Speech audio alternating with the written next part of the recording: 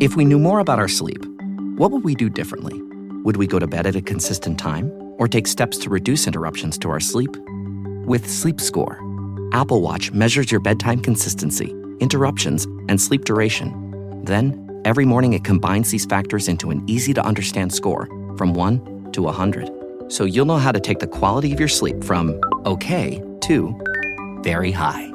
Know your sleep score with Apple Watch. iPhone 11 or later required.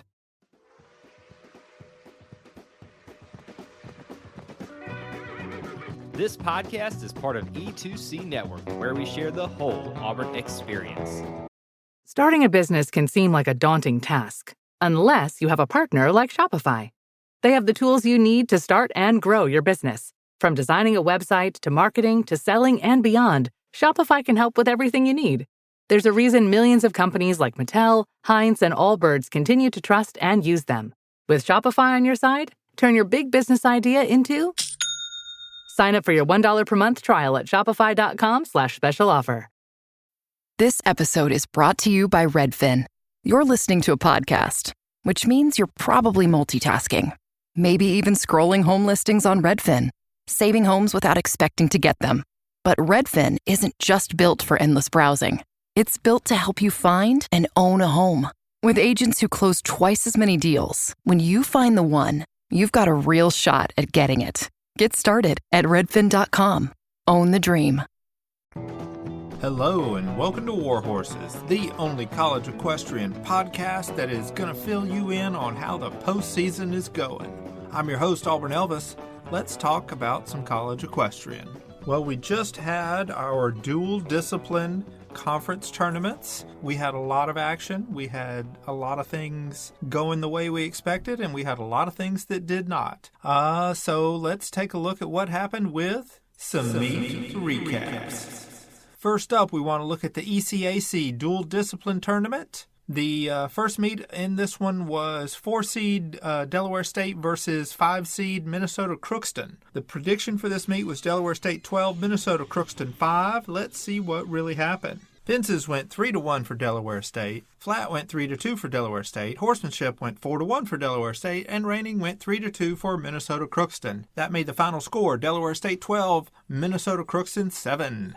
So yeah, good meet here for the Hornets. They were the host here. We expected they were going to win about by this score, and they did. Although Crookston did a little bit better than the stats predicted, so good job to them as well. On the next day, we had 3-seed UT Martin going up against 2-seed South Dakota State. Now the prediction for this was UT Martin 14, South Dakota State 3. Let's see what really happened. Fences went 3-2 for UT Martin. Flat went 4-1 for South Dakota State. Horsemanship was a 2-2 tie, and reining went 3-2 for UT Martin. That made the final score South Dakota State 10, UT Martin 9. So very close here. Not at all what the stats predicted, but the Jackrabbits advanced. So good job to them. So in the other semifinal, we have Delaware State versus UC Davis. The stats thought that UC Davis was going to win this one 10-6. Let's see what really happened. Fences went 3-2 for UC Davis. Flat went 3-2 for UC Davis. Horsemanship was 3-2 for Delaware State, and reining was a 2-2 tie. That made the final score UC Davis 10,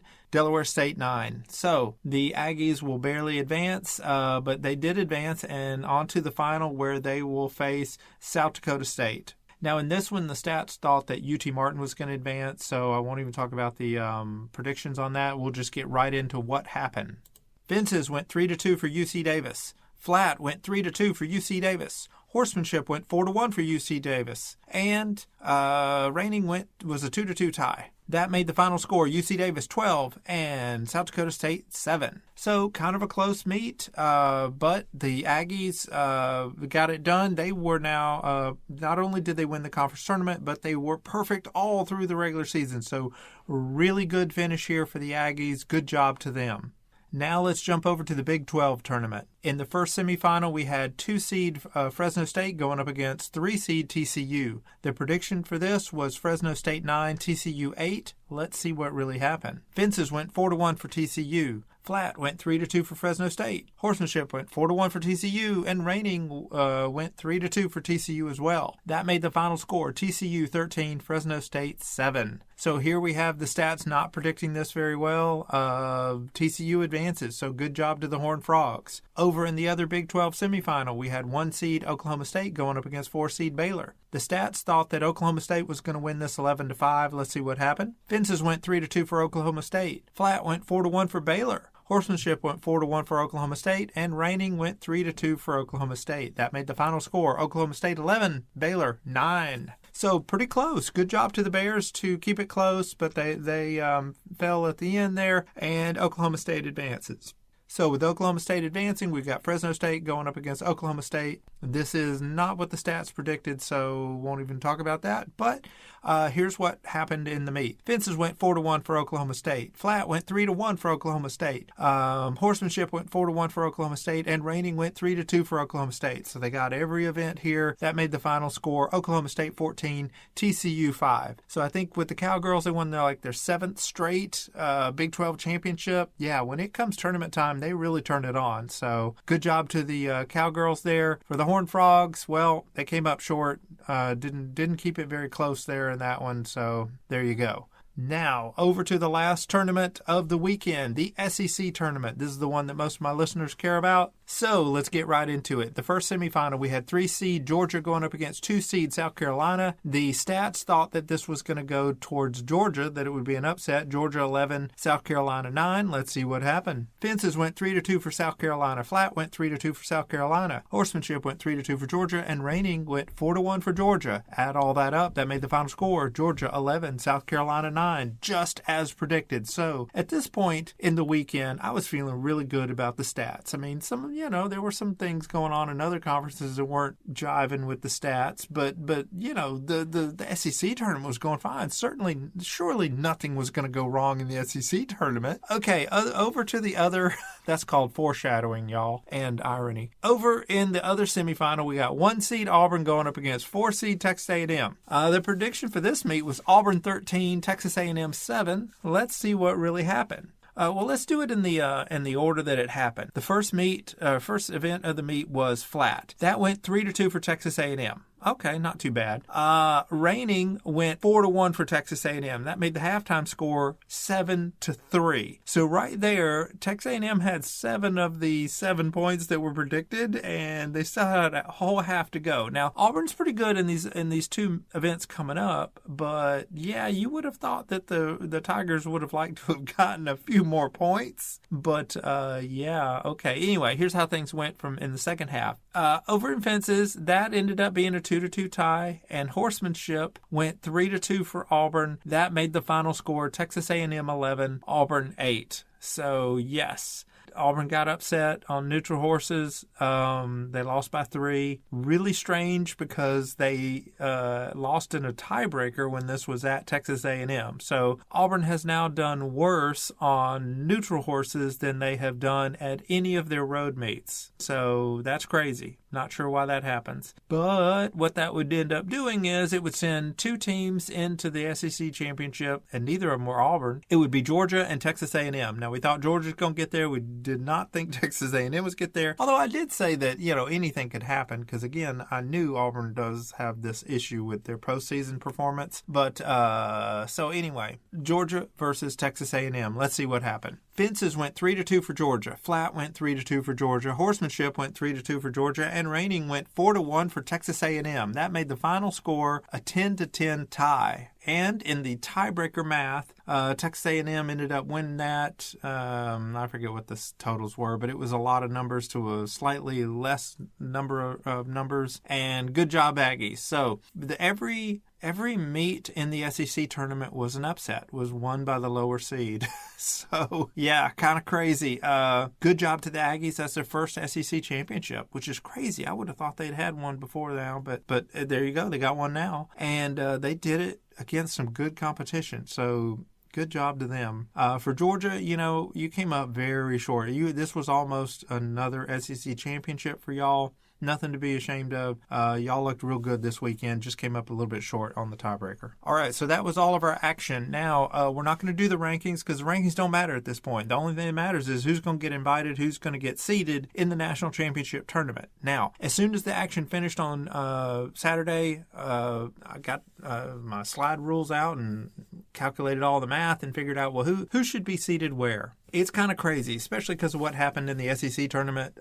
So here's how I would seed things if it were up to me. Number 1 would be Georgia. I think they had an impressive season, and they followed that up with an impressive SEC tournament run. They came up just a little bit short in the tiebreaker, but it was very close to them being another SEC championship for them. Which, to me, they just had the best combination of season and postseason. So I would put the Bulldogs at number 1. Number 2, I would seed Auburn.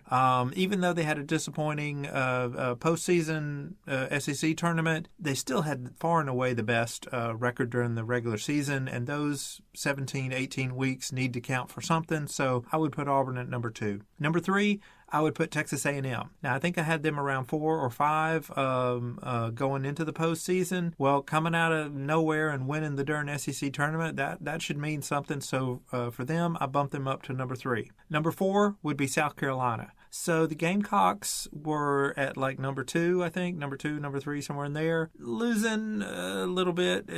You drop a spot, and there you go. They slip below Texas A&M, but they're still a really good team. So number 5, I would put SMU. They didn't have a conference tournament. They're independent. So in a normal year, if the SEC tournament had gone more towards the seeded arrangements, then SMU might have actually moved up a little bit. Like if Texas A&M had lost to Auburn in the opening round, you probably would have seen SMU move on up and Texas A&M move down a little bit, but that didn't happen. So yeah, some years it's good for SMU not to have a conference tournament. Some years it ain't. This was the one where it kind of wasn't. So they're stuck at number 5. Number 6 team is Oklahoma State. They won the Big 12. They only have a couple of losses, but at the same time, they have not ridden against any of the best teams in the country. Teams 1 through 4 they didn't ride against. They rode against team number 5 once on the road, and they lost. So, yeah, Oklahoma State, you're kind of a victim of your own scheduling here. You breeze through the Big 12, but you haven't shown that you can do it against other teams at the SEC primarily. So, or SMU. You didn't beat SMU. So yeah, that's where I'd put you at number 6. Number 7, I would invite TCU and put them in the number 7 slot because again, they're very close to Fresno State, but they looked better in the at the Big 12 tournament, so I slide them up to number 7. And here's the one that's probably the most controversial one. I would invite UC Davis at number 8. Now, here's the thing: when you look at the numbers, Fresno State is probably better than UC Davis. Okay, they're probably better. So why would I invite Davis over Fresno State? Now, again, I ain't going to go into all the political stuff with UC Davis's program. Just focusing on what their resumes are. Fresno State got bounced in the very first round of their tournament. UC Davis won their tournament. And not only that, UC Davis was perfect all through the year in their conference play. And I think having that as a participant in the tournament is worth something and saying, look, they are an excellent representative of that conference. Yeah, it's probably close between them and the last two, and maybe they're not quite as good as the last two. They did lose to Fresno State, but it was at Fresno State, and you should probably lose on the road in most cases. So if that had been at UC Davis, they would have won. So maybe the whole difference here between whether Davis goes or doesn't is based on did they ride against Fresno State at home or on the road, which is a shame because there have been some years where they would do a home and home series, and we could get a better sense of how they would do in maybe a neutral site situation. We're not going to get that this year, but I would still invite Davis. Now, it's interesting. Last year, I thought Fresno State was better, and I wouldn't have invited UC Davis last year, but they did get invited last year. So with this year, I would still invite the Aggies because I just think they're with them being perfect in conference play. I think you should really respect that and invite them. So right before I went to air, the NCEA announced all the invitations and all the seatings. They had some problems with the streaming, and yeah, they got the streaming partner with the horse whatever, and it just didn't work out. I think they scheduled it to be on a Monday, when the thing was supposed to be on a Tuesday in the schedule, and then when they had to rearrange that, it didn't work out in time. And so I don't know if anybody ever saw it live. They recorded it and then put it out later, but I don't think anybody got to see it live because you couldn't find the darn thing. Anyway, y'all need to just do it on YouTube. Everybody can find YouTube. But all right, I get it. You want to have your streaming partner, you want to use stuff, but frankly, if they can't stream it, are they truly your streaming partner? It was frustrating not to be able to see it, but hey, they shot themselves in the foot on that. If they don't want people to know what is going on in their sports, that's just the way the league is sometimes. Oh, and as a recap, here's who I would have invited. I talked about this last week. Who I would invite for the single discipline national championship tournament. Only 4 teams. To me, with there was so little crossover competition between the two conferences that I would have taken Lynchburg as the number 1 seed, Dartmouth as the number 2, Bridgewater is the number 3 because they made it to the championship of the ODAC tournament, and then Centenary as the number 4 seed because they made it to the championship in the ECAC single discipline tournament. And that way you would have Lynchburg going up against Centenary and Dartmouth against Bridgewater, because the last thing you want is in your first round of your single discipline tournament to rematch yet another of 2 teams going up from the exact same conference. And to do that in both semifinals would be really dumb. So that's how I would seed things, and that's who I would invite, because Bridgewater and Centenary showed that they're pretty good. And I think they deserve an invite because they made it to the championship round in their respective tournaments. And I will say that, and I mentioned this last week, this would have been the perfect year to invite 6 teams, because then you could have had the basically a play-in and those last 2 spots, and what you would have done was you would have had 3 playing 6 and then 4 playing 5, and then the winners of that would have advanced. So it would have been nice to have seen that, but you can't have everything. That's how I would invite people and seed people. Now let's see what the NCEA really did. Okay, here we go. First off with the dual discipline tournament. Okay, number 1, they seeded Auburn. It's a little crazy. Not sure I would have done that, but oh well.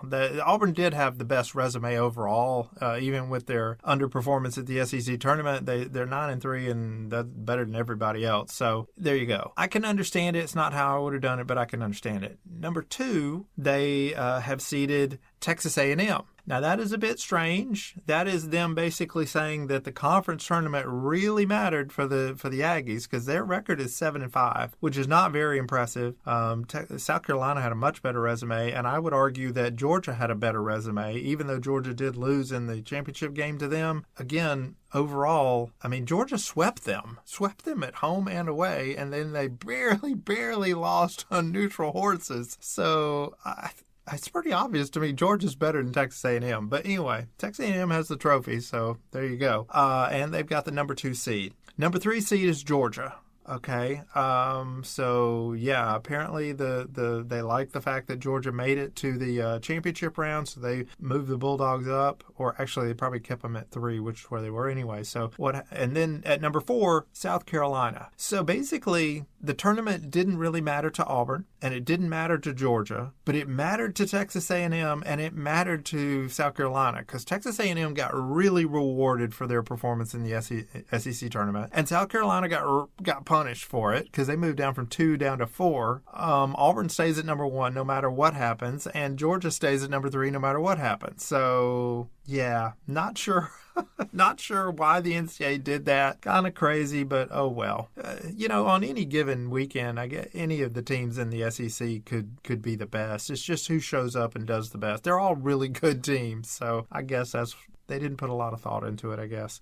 All right, number 5, SMU. So I talked about this, how in most years SMU, well, not most years, some years they benefit from not having a tournament. This year they did not. They stay at number 5. Actually, I think I had them at 4, and they bumped down, and maybe that's what NCAA did as well. But anyway, the Mustangs are the 5 seed. They're going to play South Carolina. So it doesn't really matter if you're number 4 or number 5, because you're going to play the other number 4 or number 5. So number 6, Oklahoma State. So this is where me and the powers that be, man, we agree exactly, which is crazy because there have been so many years that Oklahoma State has not had the best resume, and yet because they'll win 2 or 3 at the end, the ratings people just shoot them way on up. They didn't do that this year, so they must they must really not like that schedule. This is a signal to y'all cowgirls. You need to schedule differently. This was, you did the unpardonable sin this year in the way you guys scheduled, because it ain't just Auburn Elvis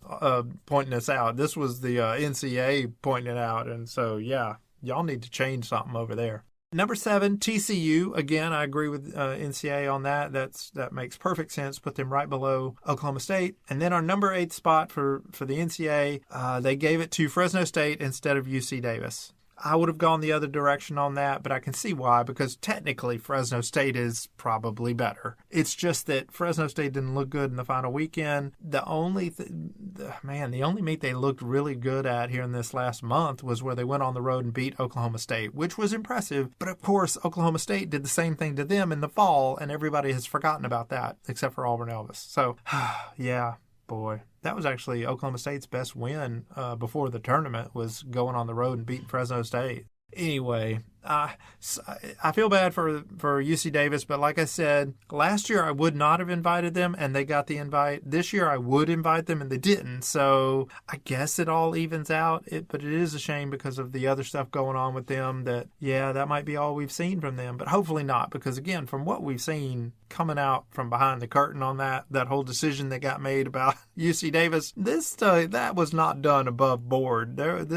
Basically their athletic director made up his mind he was going to cut that program, and then it seems like he went out and hired somebody to give him a report that would back it up, and that's not how you're supposed to do things. So yeah, we'll see. They're going to sue him and see what they can do in court, and frankly, it's all going to be based on money. If they can get enough rich people together to say, hey, we'll fund part of this, they probably keep it. Or if they'll make it so financially onerous that it scares UC Davis and says, oh my, we might lose money if this continues to linger, then they might back off. Of course, the AD, he could probably worry about his job, which when you get sued for something like this and a possible Title IX violation, it's hard to keep your job. So he might back off just for that. Anyway, how did we get this far off topic? God bless those Aggies. They went darn undefeated in conference play. That is rare. The last time I remember that happening was, I think, 2001 when Auburn did it. Now, SMU might have done it there last year in the ECAC as well. But other than those times, Auburn did it a couple of years. But yeah, it's really rare. It doesn't happen very often. It happens about every 4 years. Somebody makes a perfect conference run. And this year it was UC Davis. So good job to them. All right, now we're going to go over to the single discipline side. I've already talked to you about what I would do, and now let's talk about what the NCEA did. Half of it they got perfectly right. Good job to them. Number 1, Lynchburg. Okay, number 1 seed, no problem with that. That's exactly how I would have done it. They got it right. Number 2, Dartmouth. Yes, again, they're on a roll. They're batting 1,000 so far. Number 3, College of Charleston. If it was last year, I'd have no problem with that. But this year, Charleston didn't look quite as good. They looked good. I mean, they're somewhere in the top 4 or 5. I just don't know if they're number 3. I'm putting a lot of weight into what happened at the tournament, the ECAC tournament, and how Centenary came out of nowhere and got all the way to the championship round. Now, frankly, what they're saying with this invitation is that the conference tournament didn't matter, and that they don't care that Centenary went on that incredible run at the end there. So, yeah, that's not good. You don't want to, I don't know. And Centenary's record ain't that much worse than Charleston's. It's a little worse, but again, it's such a low sample size. Almost half of everybody's meets are on the road or at home, and you don't have a lot of neutral site. And like I said, there wasn't a lot of crossover between these conferences. That's a real shame for poor Centenary. I will say that, and gosh, man, I hope what probably was the difference. If Centenary had not canceled that darn home meet, if they could have held that thing and won, you would have had to have won at home. That would have bumped their record up to virtually be the same as Charleston. I think Charleston did win at Swanee, but I don't even know that Centenary played at Swanee or played Swanee. So anyway, sorry about that, Cyclones. You probably shouldn't have canceled that meet, but I don't know why you canceled it. There was probably a really good reason, so I shouldn't be saying that. I feel bad for them because, darn it, they went from having no wins to they won a bunch and got all the way to the darn conference championship. I would have invited Centenary. They did them wrong. Okay, number 4, Sweetbriar. Okay, in every other year but this one, that would have been perfectly fine. In fact, it would have been weird to have Sweetbriar as low as number 4. But this year, Bridgewater beat them in the Durham Conference Tournament. Now, it was a tiebreaker win, so Sweetbriar is basically on the same level as Bridgewater this year. They're probably a little bit more talented, but they underperformed that day. I would reward Bridgewater with an invite over Sweetbriar, but I can see how you would give it to Sweetbriar, but because they do have a little bit better record. But darn, man, I sure thought that conference tournaments meant more than that. But this year it didn't mean that much unless you were Texas A&M or South Carolina. Okay, so the other thing I got to pick with this is the way they seeded this darn thing. All right, number 1 Lynchburg is going to face off against number 4 Sweetbriar, and number 2 Dartmouth is going to face off against College Charleston. Well, those pairs are in the same darn conference, and we've had those meets already, like 2 times each.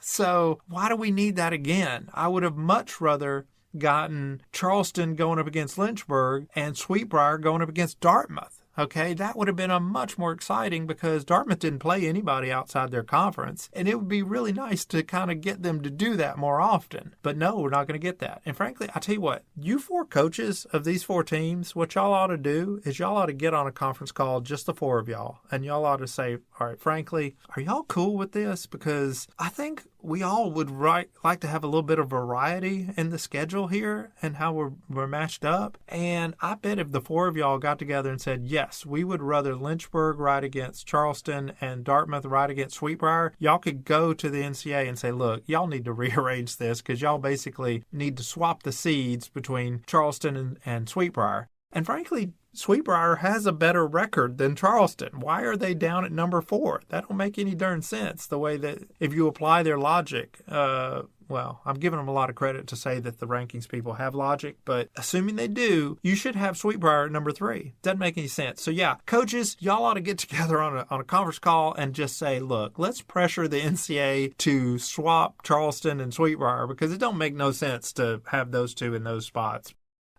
We're just going to have to sit there and, it's a darn waste of money and everybody's time to have that in the first round, to have both those meets in the first round. We've had that again and again and again. Why don't we get something new?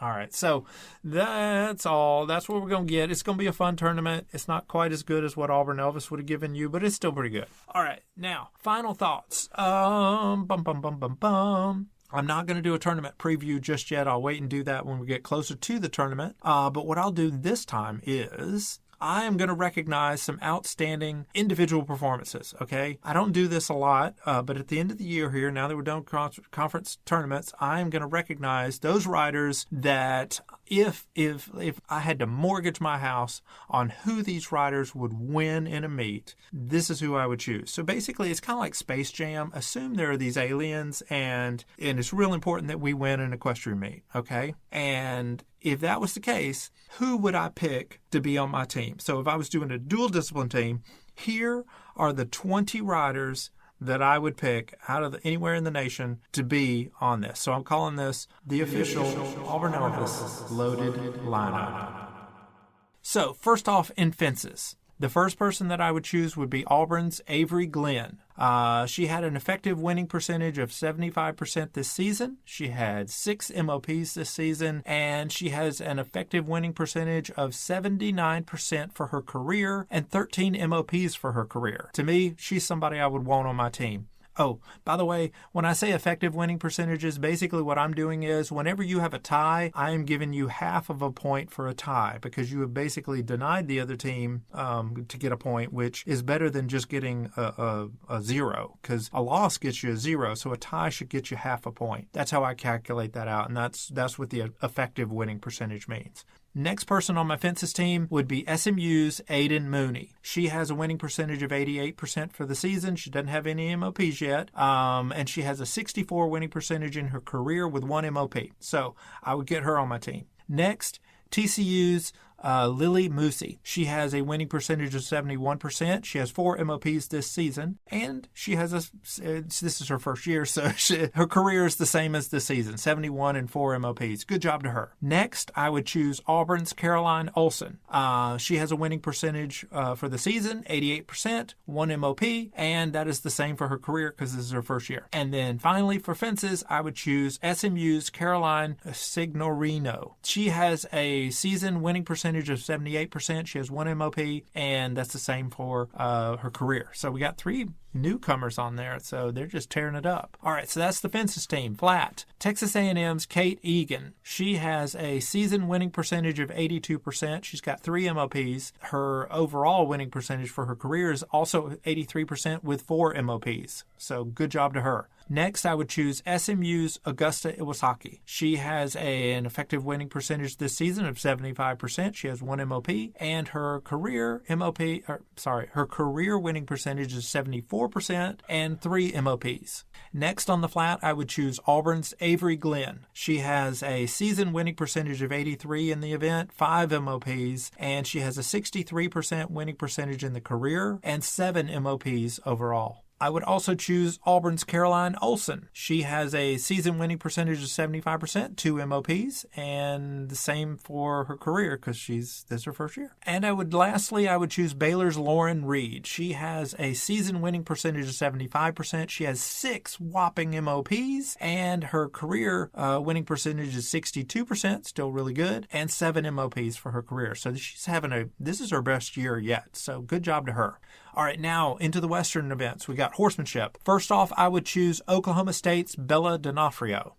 She's got a season winning percentage of 82% and 2 MOPs. Her career winning percentage is 64 with 3 MOPs. I would also choose UT Martin's Ava Glenn. Her season winning percentage is 78. She got 2 MOPs, and it's the same because this is her first year. All right. South Carolina's Alexis Potts.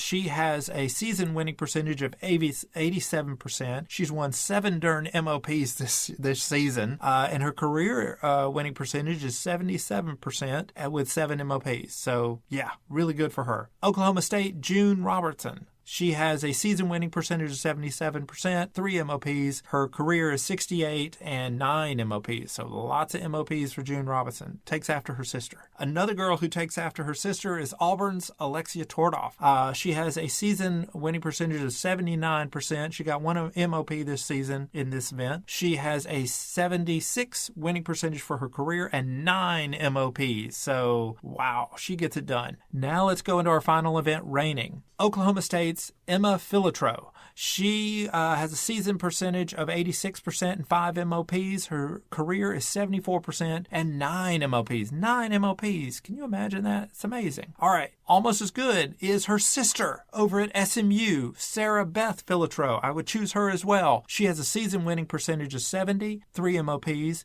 and it's the same because she didn't ride a lot her freshman year. Okay, I would also choose from SMU Madison Rofex. Madison Rofex. Sorry if I'm butchering your name. She has a season winning percentage of 80%, 4 MOPs, and it's the same because this is her first season. I would also choose TCU's Cassie Hacking. Season winning percentage of 69%, 3 MOPs, and that's the same because this is her first year. And then lastly, I would choose Texas A&M's Mariah McQueen. She has a season-wide winning percentage of 73. She doesn't have any MOPs this season, and it's her first season, but she's going to get some MOPs eventually in her career. Those are the 20 riders that I would take to battle against the aliens for the fate of the world. Good job to those ladies. We would probably win 20-0, basically, with those girls. All right, next, let's look at the single discipline. All right, so this is the loaded lineup if we were going against monsters and we could only use single discipline riders. In fences, Dartmouth's Cassidy Exner. Her season winning percentage is 86%, 2 MOPs. She has a career winning percentage of 74 with 4 MOPs. Next, I would choose Charleston's Camellia Murray, season of 73% and 3 MOPs. Her career is just a little bit better, 74% winning percentage and 5 MOPs. So good job to her. Lynchburg, I would choose Stella Paterno. Garno. Again, I might not be getting that last name right, but you know who you are because you got a season winning percentage of 82% and 1 MOP, and that's the same for your career because this is your first year. I would choose from Dartmouth, Grace Russo, season winning percentage 71, no MOPs yet, and this is young in her career, so her career stats are the same as her season. And the last person I would choose for, I didn't mean it like that.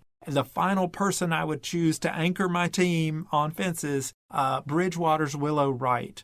She has a season winning percentage of 88% and 2 MOPs, and her career winning percentage is 69% with 3 MOPs. She's having her best year yet so far. Over on the flat, I would choose from Lynchburg, Amaya Belfield. She, for the season, is at 67% with 3 MOPs, and that's the same for her career. Lynchburg, I would also choose Abigail Devlin, season of 67. I keep reversing those. 67, with 3 MOPs, and the same for her career. So, yeah, she got the same stats as Abigail Devlin. I should double check that before I write that down. Oh, well, I'm going on with it. I'm going to assume y'all are really good and y'all are in sync with each other. Dartmouth's Camilla Jung.